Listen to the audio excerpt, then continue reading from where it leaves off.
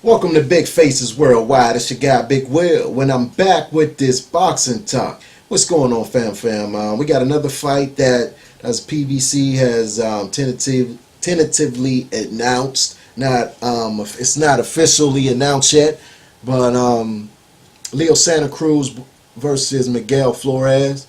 I know we always were hoping and crossing our fingers to get Santacruz versus Gary Russell Jr. I'm not sure what happened with that, man, but I think this fight with Santacruz is just a fight that they're going to put on the Spence Garcia undercard. The guy Flores, he's from Texas, but he has two knockout losses out of his last three fights. Back in 2017. Last year he got knocked out by I think the guy's name was Nat Wynn and a guy named Chris Alvalos. They both knocked him out, man. Got him out of there, man. But I think this fight is more of a to bring that Latina crowd, that Hispanic crowd, to the wherever the event Earl Spence, Mikey Garcia is going to be at. I do believe that this fight will be on the undercard. But this ain't the fight that we wanted, people. We wanted Santacruz versus Gary Russell Jr. Santacruz, I think, will get this guy out of there, man. Santacruz throws a lot of punches. He's a very good boxer. His skills have grown from the loss to Frampton. He was able to come back and avenge that loss. And he learned that, just throwing a lot of punches and fighting off your heart, sometimes that's not going to win you the fight.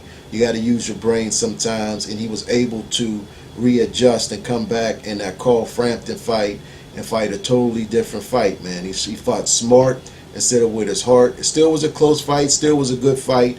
I didn't think Frampton did as well as he did in the first fight. I think that them fight took some things out of Frampton. He don't seem like he's the same fighter. He's still a very good fighter. They're talking about a third fight possibly in the future. I just think Leo Santacruz will win that fight again. But I do like Frampton. I like Frampton's attitude. I like his style. I like his heart and determination. But, Santacruz, we wanted you to fight Russell, man. We wanted that fight, man. It was rumored that was going to be on the Deontay. You remember a month or two ago, man, when they were talking about this dream undercard. They were talking about this dream undercard that was on Deontay Wilder, Tyson Fury. They talked about Santacruz versus Russell. They talked about Spence and Garcia, possibly. There was a whole lot of fights that were thrown around, man. There was Tank Davis and Abner Mares.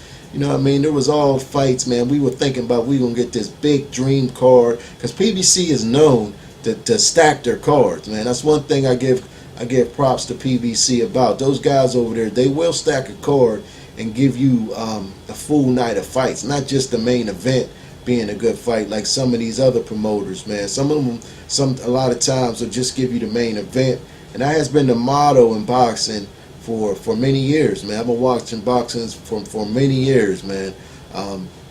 And the motto has been to, give you less attractive fights with lower tier guys on the undercard and just have a good main event.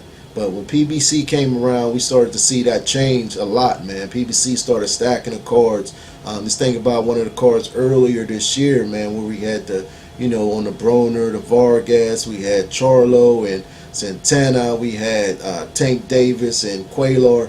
I can go on and on, man. With the card with Jared Hurd and Lara and PBC has been known to stack their cards, man. And so, being that was the case, a lot of us, we believed that it was a real possibility that this is what they was going to do.